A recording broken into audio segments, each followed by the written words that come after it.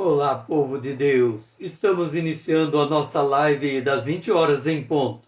Nós estamos no Apocalipse, o módulo de número 15, arrebatamento.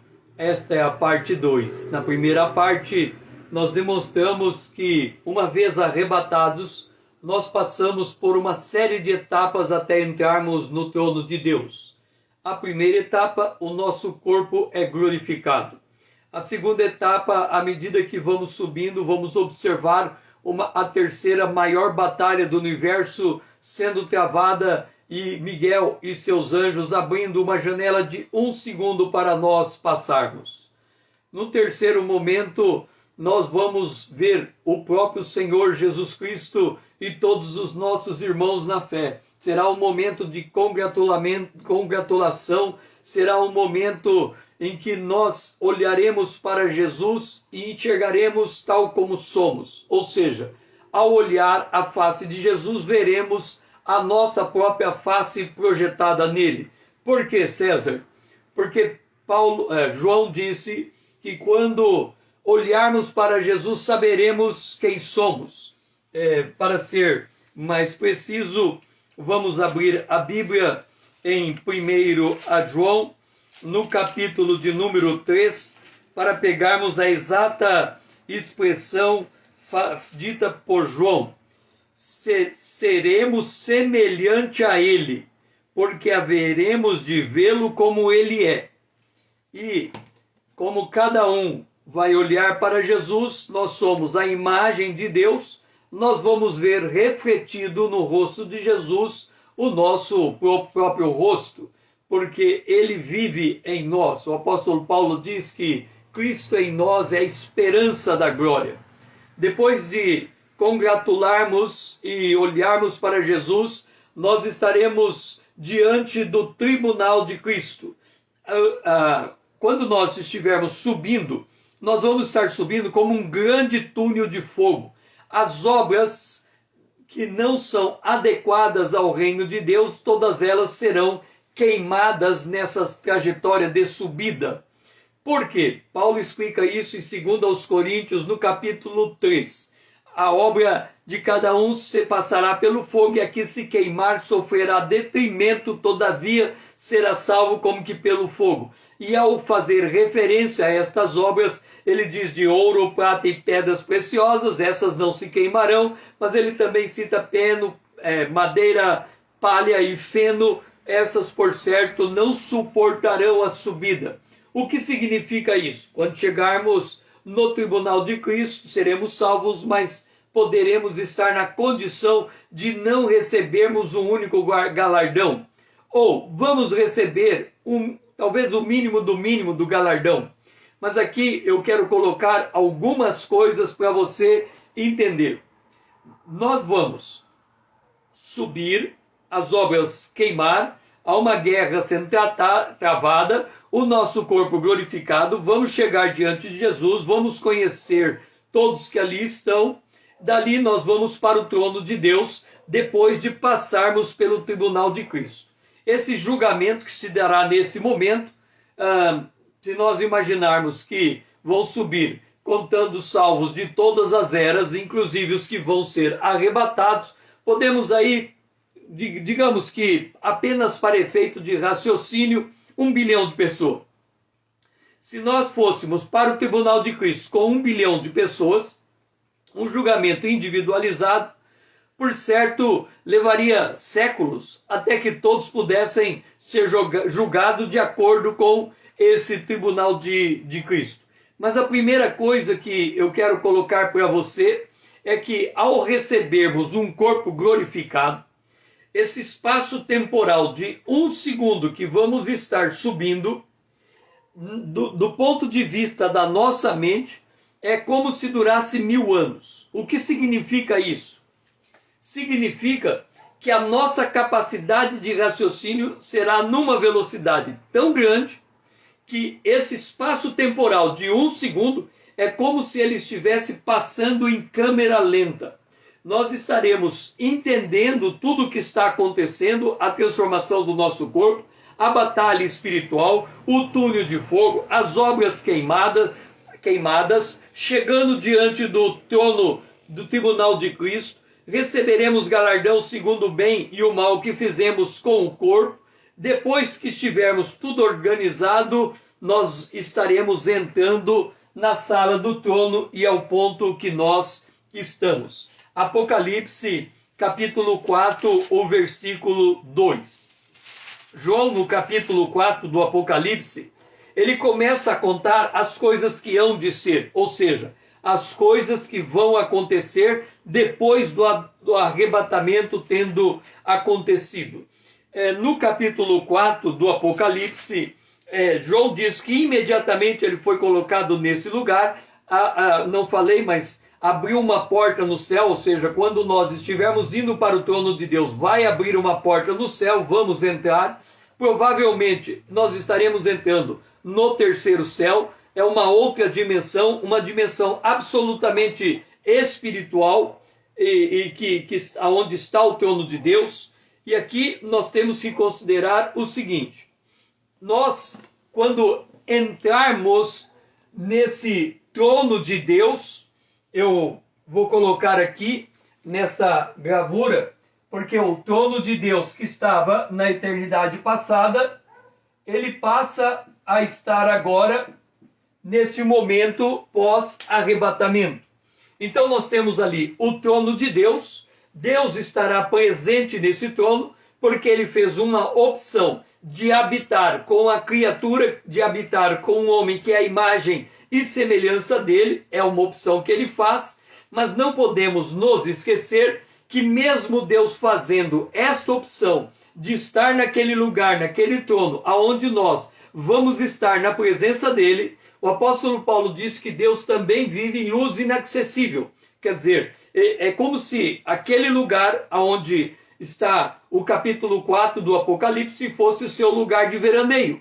A sua residência oficial, podemos assim colocar, aonde só a Trindade tem acesso a ela, porque é do incriado, do transcendental, daquilo que os seres criados não podem chegar lá. Ali está a luz inacessível aonde Deus habita e homem algum pôde entrar lá. Mas Deus se desloca para se relacionar com sua criatura, que é o homem, criado à imagem e semelhança dele, e esse encontro se dará depois do arrebatamento, depois do tribunal de Cristo, depois da distribuição dos galardões, quando chegarmos ali. Nesse capítulo 4, o versículo 2 e 3, quando João diz o seguinte, João relata o seguinte: e esse que se acha sentado é semelhante no aspecto à pedra de jaspe e de sardônio, e ao redor do trono há um arco-íris semelhante à esmeralda. O que nós vemos é a expressão do anseio de todo homem espiritual.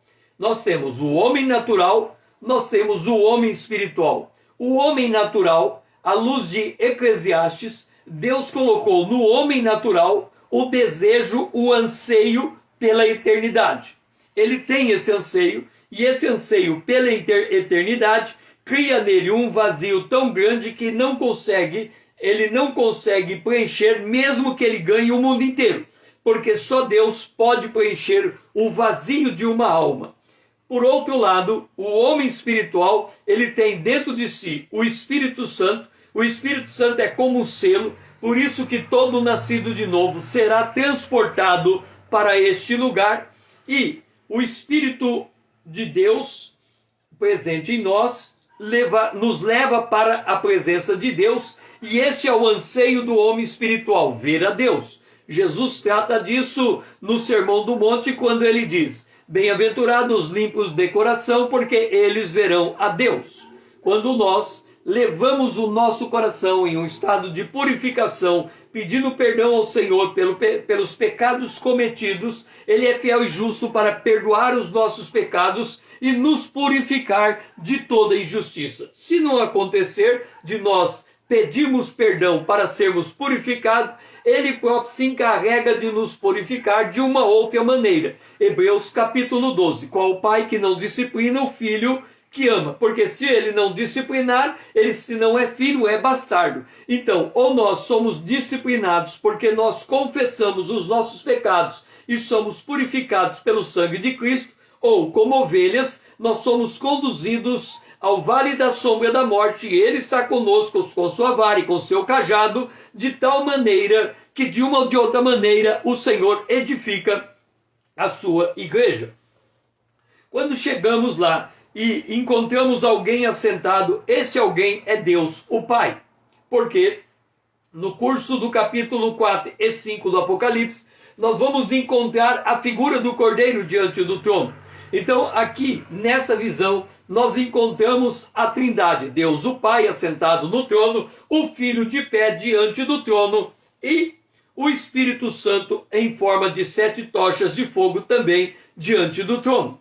Há de se observar que nós encontramos Jesus no capítulo 5 do Apocalipse de pé. Ele deveria estar sentado. Qual a diferença entre Jesus estar sentado e agora estar de pé? Hebreus capítulo 1 diz que Deus fez Jesus assentar no trono até colocar debaixo dos seus pés todos os seus inimigos.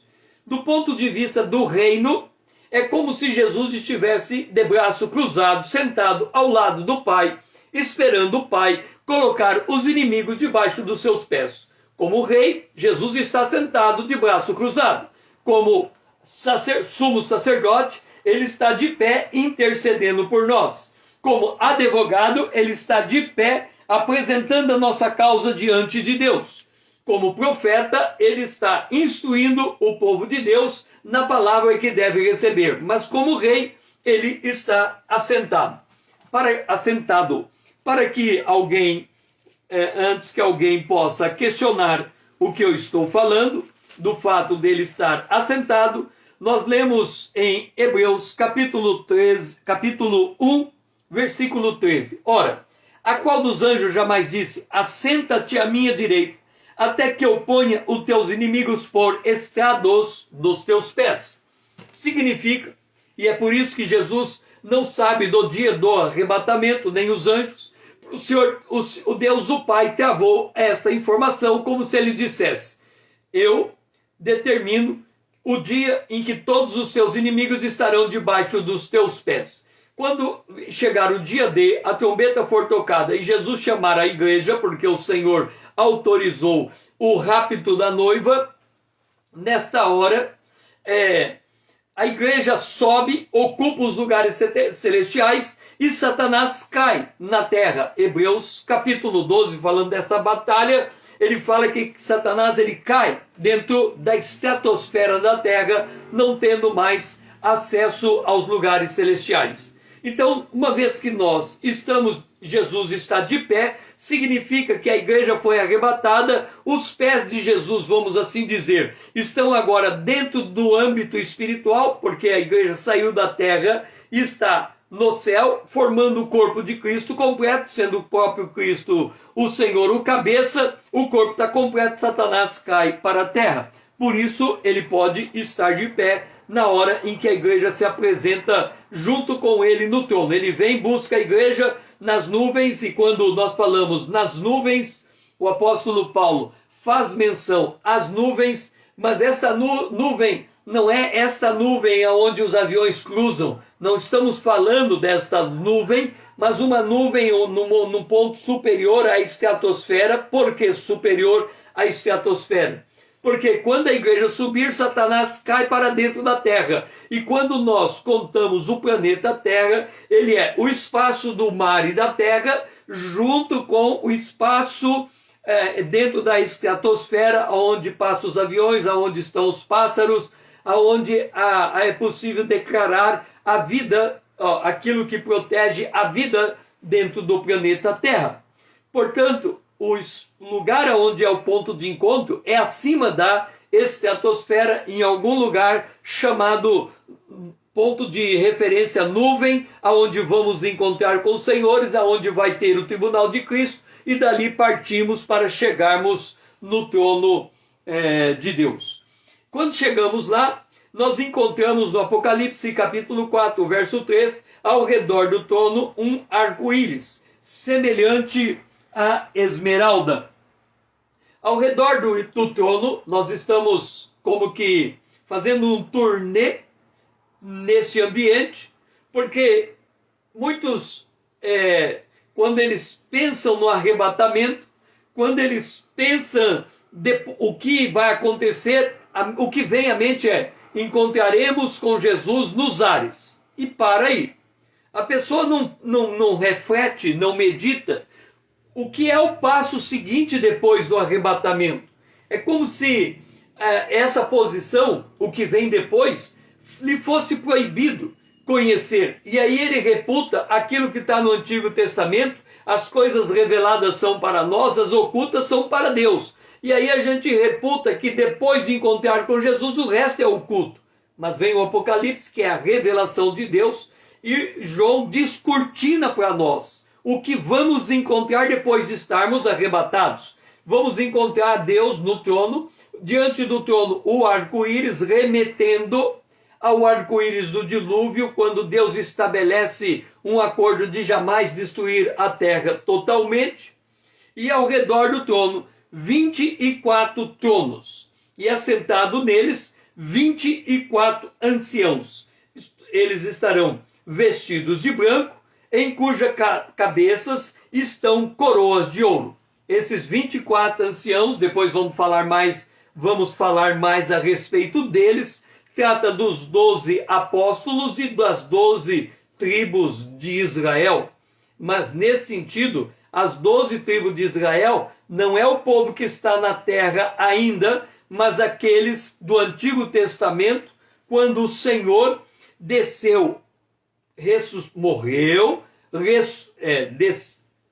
foi crucificado, morreu, desceu ao mundo dos mortos, separado entre Hades e seio de Abraão. No Hades ele tomou a chave da morte, e no lado do seio de Abraão ele pegou todos os que estavam ali mortos em Cristo, na esperança da vinda do Cordeiro do Antigo Testamento, e levou com ele o cativo, tirou do cativeiro e o levou para estar com ele nos lugares celestiais, aonde Deus o Pai o colocou assentado, até que todos os seus inimigos sejam colocados debaixo dos seus pés. Entenda as realidades espirituais.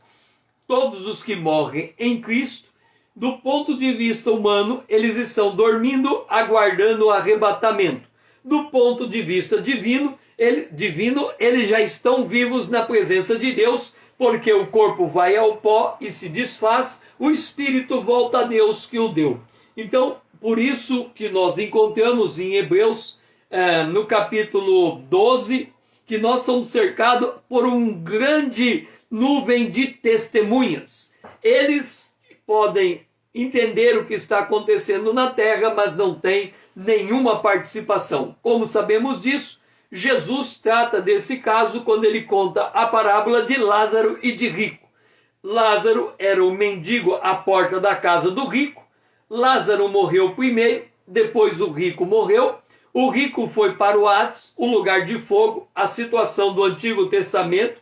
E, por outro lado, o mendigo Lázaro foi para o seio de Abraão. E quando o rico teve consciência de onde ele estava e o sofrimento que isso lhe causava, ele percebe de longe, vê Abraão, mas havia um espaço intransponível entre eles. Eles não podem se comunicar por causa desse espaço, assim como os que estão ali mortos não têm como se comunicar com o mundo dos vivos. Então ele diz a Abraão, ele enxerga Abraão vivo, e ele fala: Abraão, pede para Lázaro molhar os meus lábios. E ele diz: não pode, tem um abismo entre nós. Então pede para Lázaro descer e avisar a terra o que vai acontecer se não crer na lei, olhando para o Antigo Testamento. E aí Abraão diz: olha, mesmo que alguém lá embaixo ressuscite, volte dos mortos, ainda assim não vão crer nele, fazendo referência a Jesus Cristo. Jesus Cristo foi levantado, e ele dizendo que quando ele fosse levantado, significa morto na cruz, ele atrairia todos?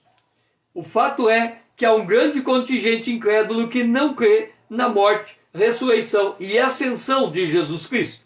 Ok. O fato é que esses que morreram estão agora com Cristo. Então esse ambiente retratado por Jesus está acontecendo em algum lugar no terceiro céu, aonde Jesus está e aonde eles estão, como sabemos disso? Porque quando morre Jesus na cruz antes de morrer, e o ladrão ao lado dele na cruz antes de morrer, Jesus disse: ainda hoje você estará comigo no paraíso. Significa, e nós temos que entender isso, o espírito dele foi para o cativeiro, subiu e foi à presença de Deus. Mas naquele particular, quando Jesus diz ainda hoje estará comigo no paraíso, é que todo indivíduo que morre deixa de contar o tempo.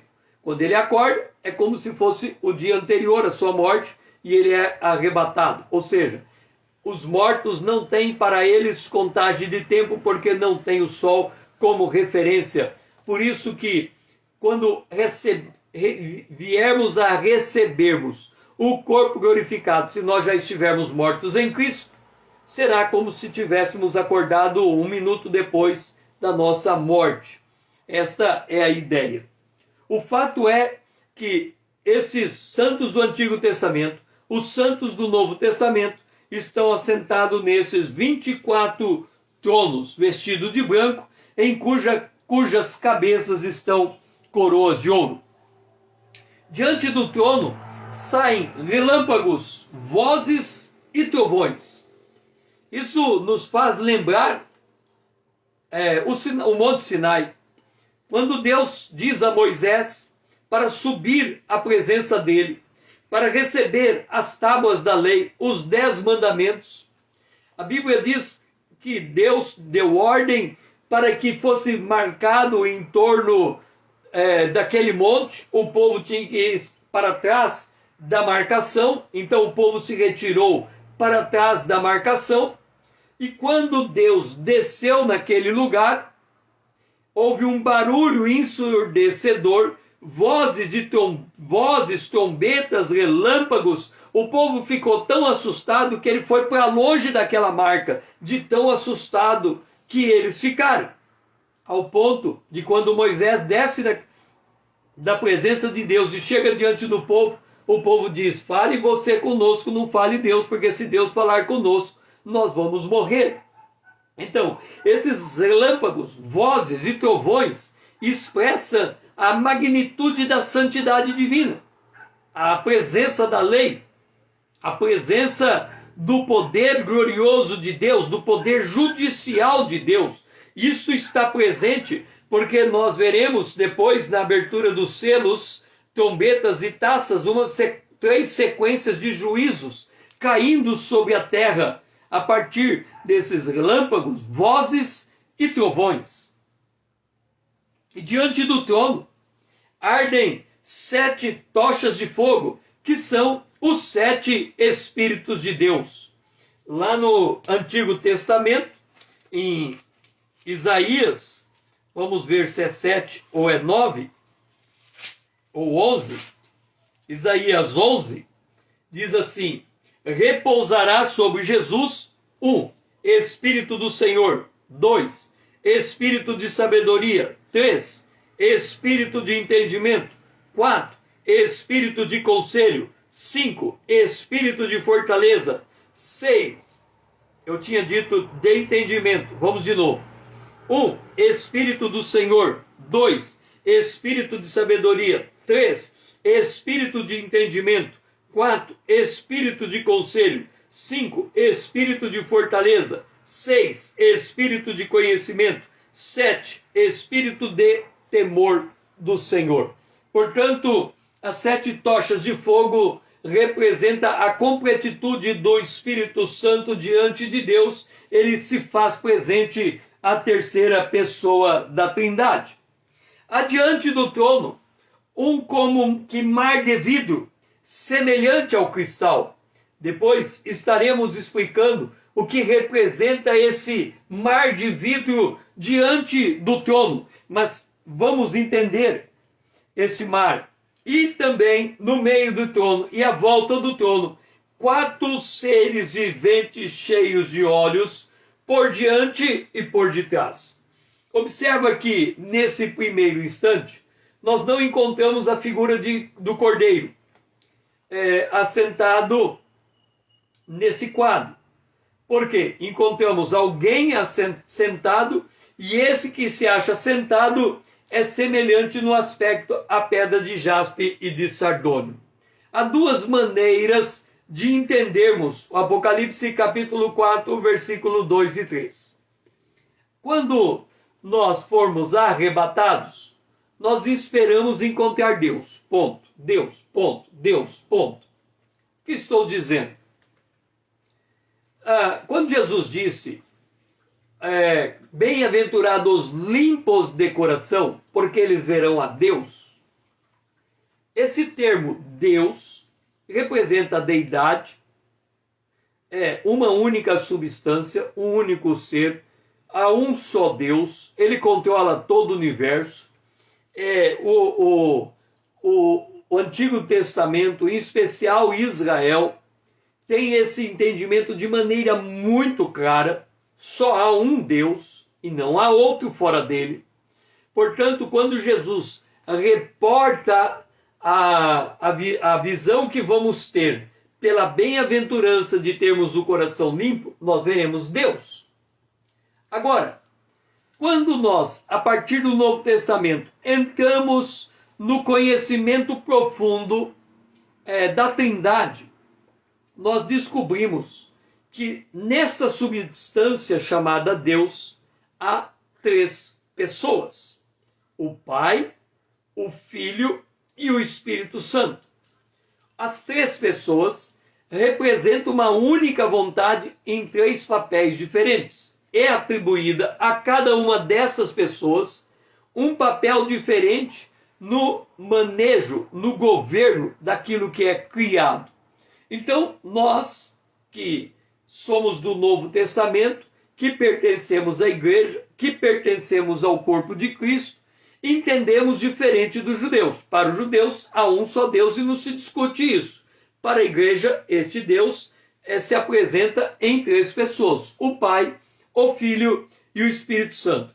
Quando nós olhamos para essa visão e só encontramos o Espírito Santo e o outro, que não é nominado, mas é colocado como alguém sentado, levando em conta tudo que Jesus nos ensinou acerca do Pai, nós voltamos para João capítulo 14.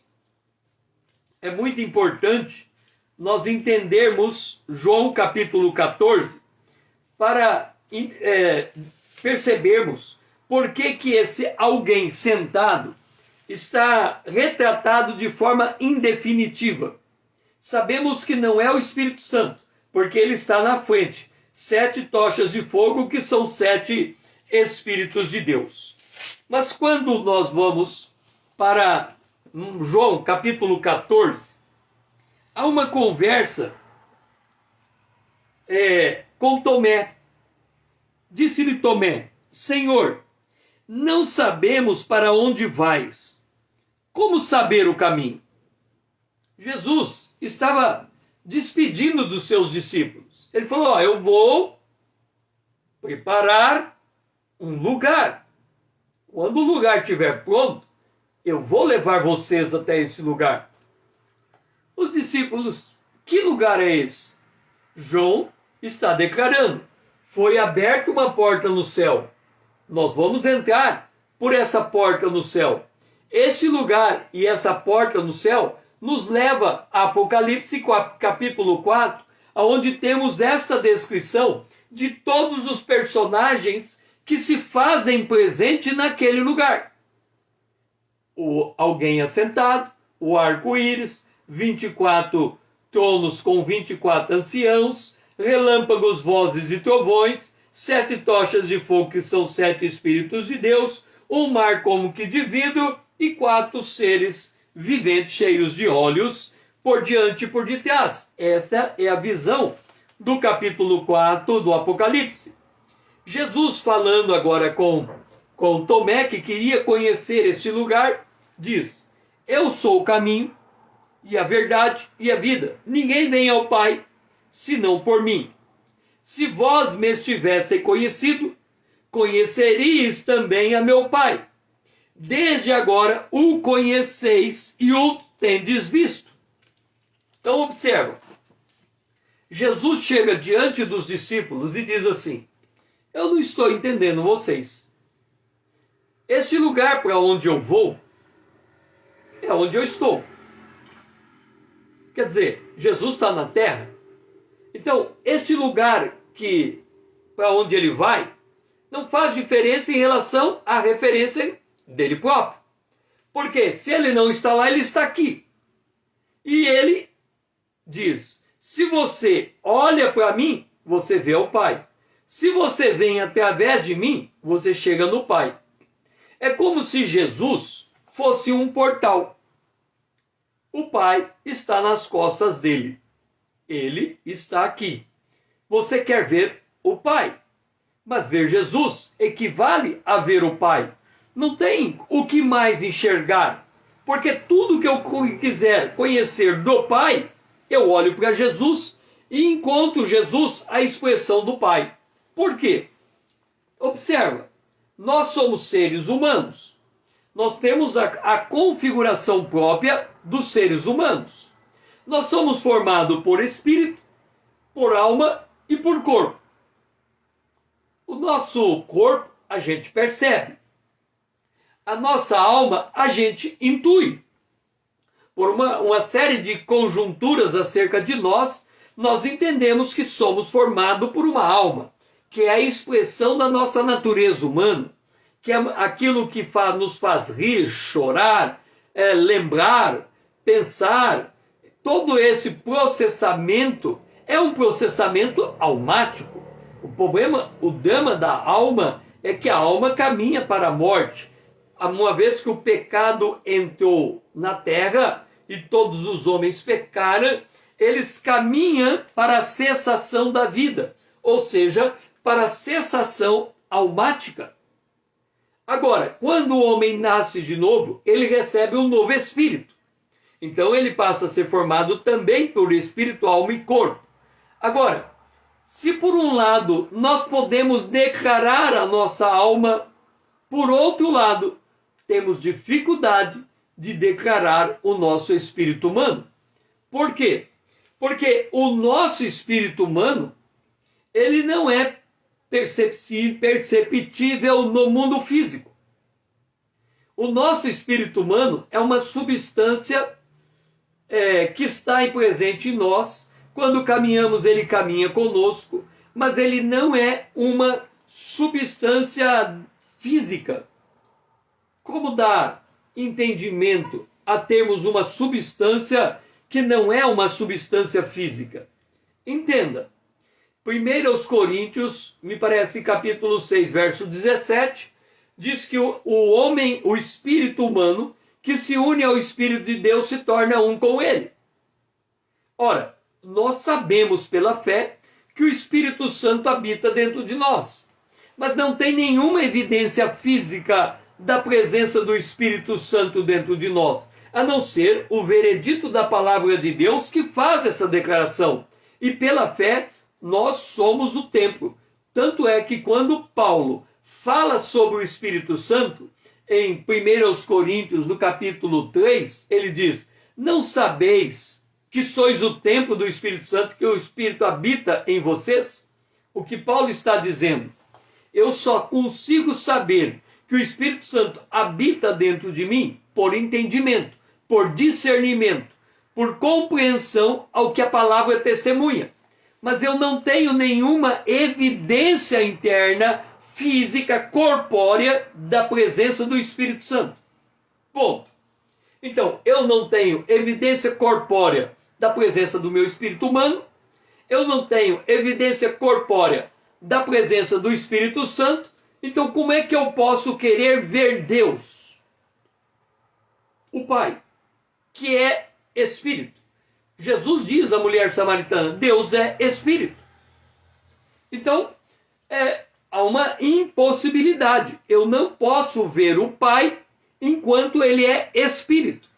Ele tem que se apresentar de modo que eu consiga enxergá-lo. E como é que eu consigo enxergá-lo mesmo com o corpo glorificado e corpo transformado?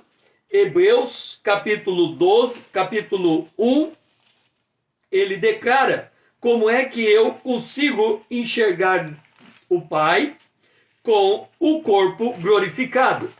Ele diz, Hebreus capítulo 1, ele, Jesus, que é o resplendor da glória e a expressão exata do seu ser, do ser de Deus.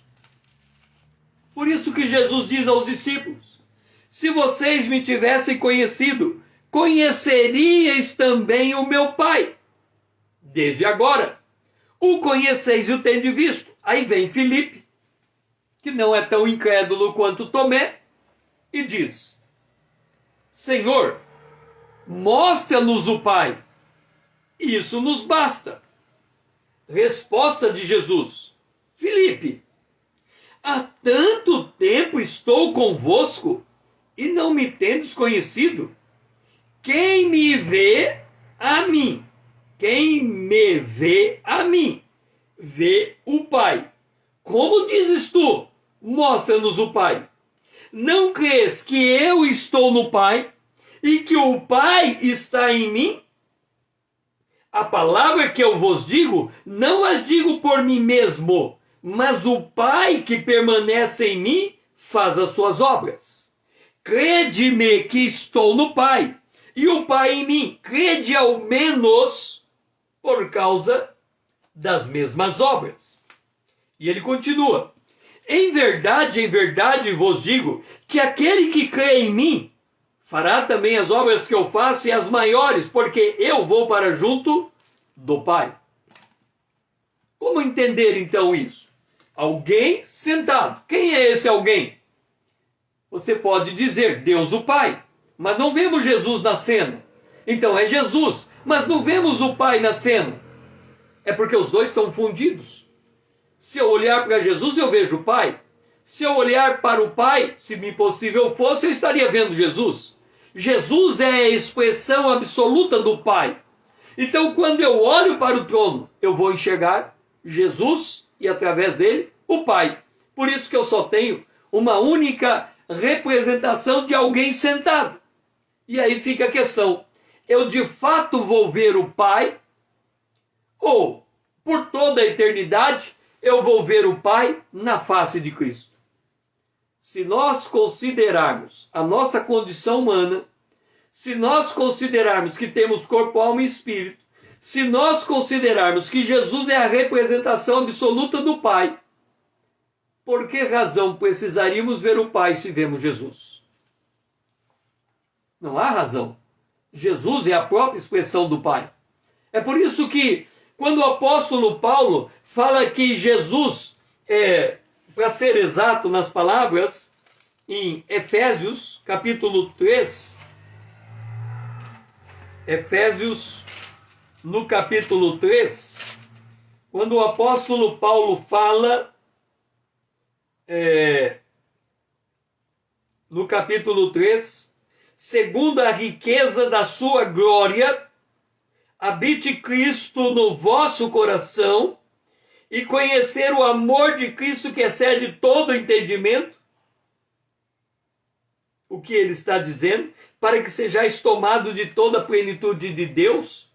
Ele está dizendo, se nós tivermos Cristo como objeto único, nós teremos ou estaremos vendo Deus, o Pai. Nós estaremos vendo Deus, o Pai. Se eu não me engano, em Colossenses, ele fala das riquezas insondáveis de Cristo. As riquezas insondáveis de Cristo é isto. Quanto mais você explorar Jesus, mais você vai ver o Pai. Por isso que nesta cena nós encontramos alguém sentado e não temos condição de descrever quem é este sentado. Bom, nós estamos ressurretos, arrebatados, com corpos glorificados. Estamos diante desse lugar, Apocalipse capítulo 4.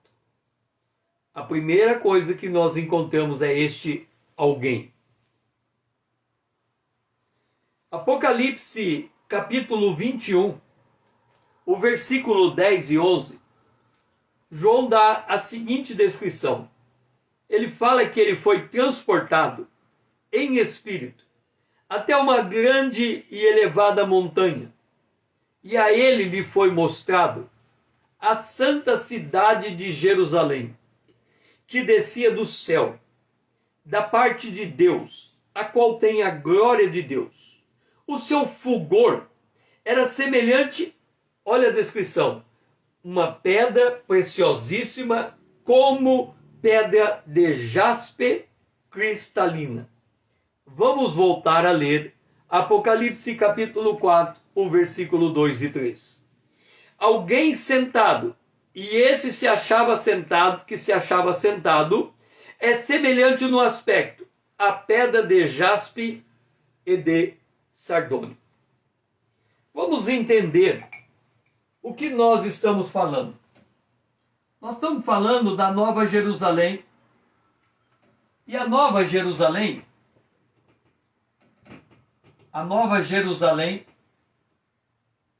ela é uma cidade cúbica.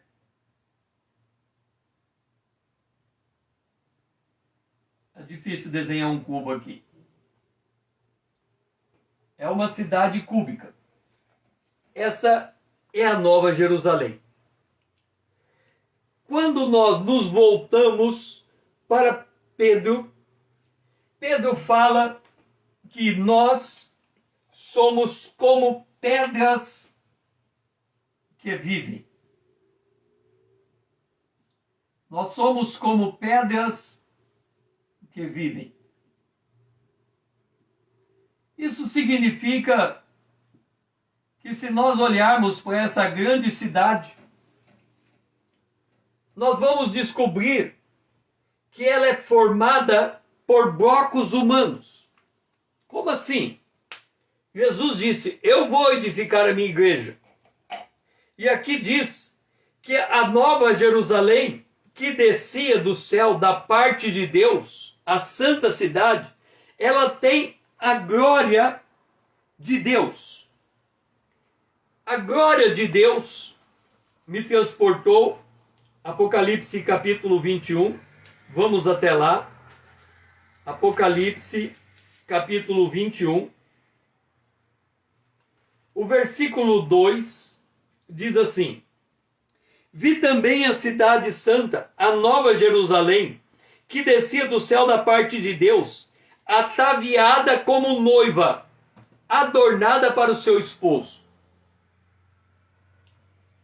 Significa que essa cidade, se nós considerarmos o corpo de Cristo, e o corpo de Cristo refletindo a glória de Deus, essa cidade é como blocos humanos formando essa figura cúbica. E aí, quando nós olhamos a cidade no detalhe, nós vamos ler o seguinte, Apocalipse, derrubei o banco aqui, Apocalipse, só um momentinho, Apocalipse capítulo 21, verso 19 e 20, diz assim, os fundamentos da muralha da cidade estão adornadas de toda espécie de pedras preciosas. Voltamos ao apóstolo Paulo em 1 Coríntios, no capítulo 3, quando ele fala das obras que são submetidas à passagem do fogo. Ele diz que as nossas obras são ouro, prata e pedras preciosas. E aqui nós encontramos as pedras preciosas. A gente pensa nas pedras preciosas como se a gente fosse a um joalheiro comprar uma aliança ou um colar de pérolas. E nós pensamos naquele objeto ali. Mas nós não nos enxergamos como sendo a própria pedra preciosa. Aos olhos de Deus somos. As nossas obras nos transformam em ouro, prata, pedras preciosas ou madeira, palha e feno. Depende do que fazemos com o corpo. Como Jesus está intercedendo e ele precisa construir essa cidade, ele sabe do que ele precisa e ele trabalha no coração dos homens para produzir o objeto que ele está construindo. Então, quando nós encontramos a muralha, de fundamento é de jaspe, sardônio, safira, terceiro calcedônio, quarto esmeralda, quinto sardônio, sexto de sárdio, sétimo de crisólio, o oitavo de berílio, o nono de topázio, o décimo de crisópraso, ou um décimo de jacinto e o duodécimo de ametista. Uma das pedras é exatamente a pedra de jaspe. E a pedra de jaspe reporta aquele que está sentado no trono. O aspecto dele é o aspecto de pedra de jaspe. Deixe-me ver. Me lembrei agora se eu acho aqui. Olha só, o sumo sacerdote, quando ele se apresentava diante de Deus, nesse caso Arão, Êxodo capítulo 39, ele levava no peito o seguinte: fizeram também o peitoral da obra, olha o material, esmeralda, conforme a obra da estola sacerdotal, de ouro, estofa azul, púrpura e carmesim e linho fino retorcido. Colocaram nele, neste peitoral, engaste de pedras, com 4 ordens de pedras. E aí ele descreve: ordens de sárdio, topázio, carbúnculo era a primeira. A segunda ordem, esmeralda, safira e diamante. A terceira ordem, jacinto, ágata e ametista. O topázio está ali, a ametista também está ali.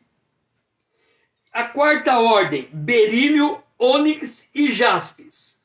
Eram elas guarnecidas de ouro nos seus engates. E agora vem o que ele diz: as pedras eram conforme os nomes dos filhos de Israel, segundo os seus nomes. Eram esculpidas com sinete, cada uma com o seu nome para as 12 tribos de Israel. E o peitoral tinha cordas de obra trançada de ouro puro. O que estamos falando? Se o fundamento da muralha é feito de pedras preciosas que retratam Israel, reforça de que as pedras que formam esta cidade é nada menos do que a igreja reunida naquele lugar. Por cima do firmamento que estava sobre a cabeça havia algo semelhante a um trono, como uma safira. Aqui nós estamos falando da descrição de Ezequiel 1:26. E sobre esta espécie de trono estava sentada uma figura semelhante a um homem. E lá um trono é armado e alguém assentado. Quem é que nós estamos vendo?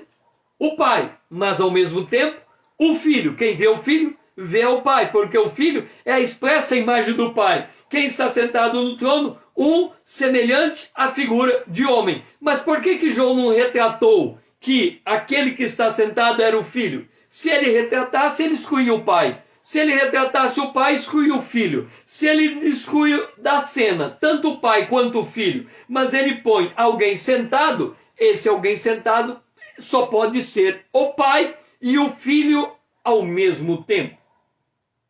Então, observe uma coisa.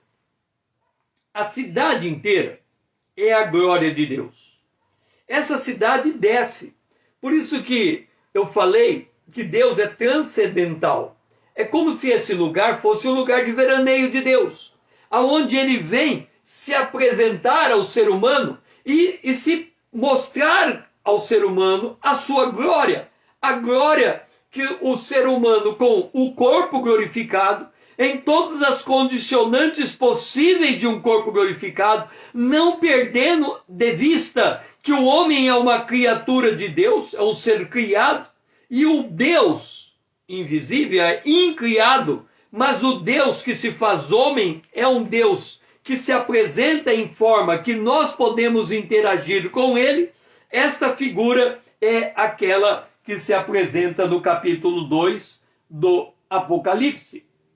É por isto que, quando lemos alguém sentado e colocando o trono, que é armado, quer dizer, o trono não estava ali, ele é colocado ali, ele é armado.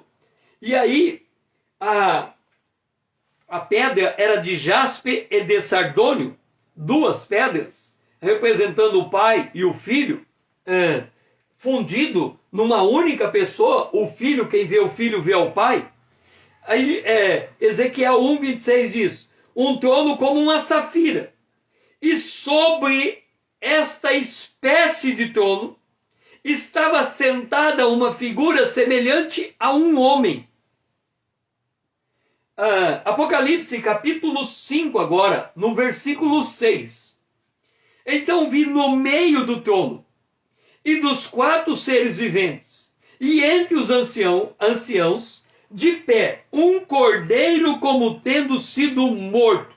Ele tinha 7 chifres, bem como 7 olhos, que são os 7 Espíritos de Deus enviados por toda a terra. Ora, alguém assentado no trono, e agora no meio do trono e dos 4 seres viventes, podemos dizer, no meio do trono, diante do trono, se formarmos um círculo entre os seres viventes e ali no meio estaria o cordeiro, ou no meio do trono, quer dizer, no assento do trono, alguém se coloca de pé. O fato é que todos ali dizem, proclamando em grande voz: digno é o cordeiro que for morto de receber o poder, a riqueza, a sabedoria, a força, a honra, a glória e o louvor.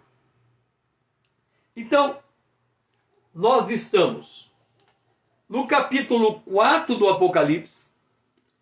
O primeiro personagem que vemos é alguém assentado no trono.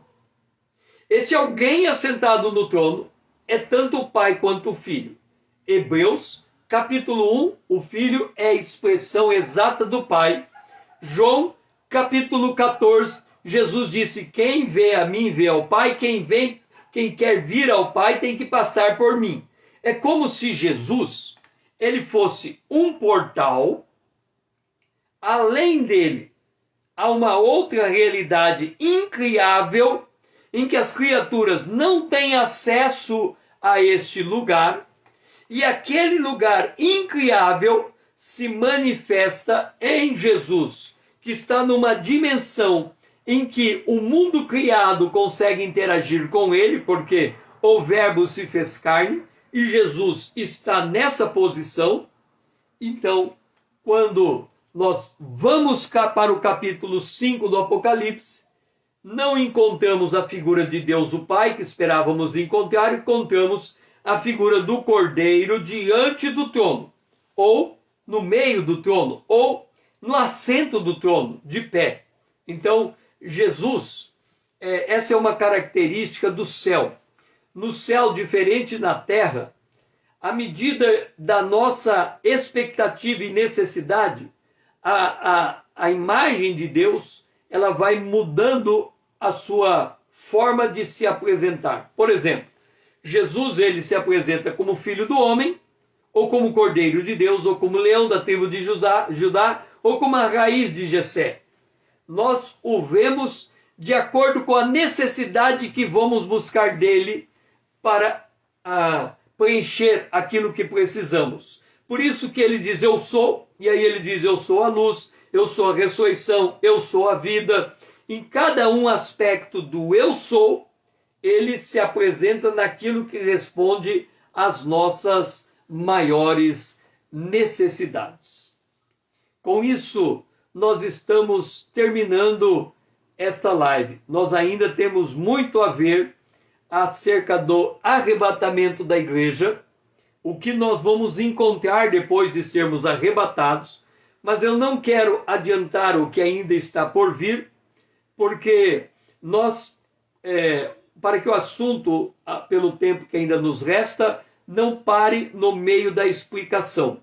Então, nós encerramos hoje apresentando aquele que está sentado, sendo ele o próprio Filho, o próprio Pai, depende do modo como nós enxergamos quem está assentado.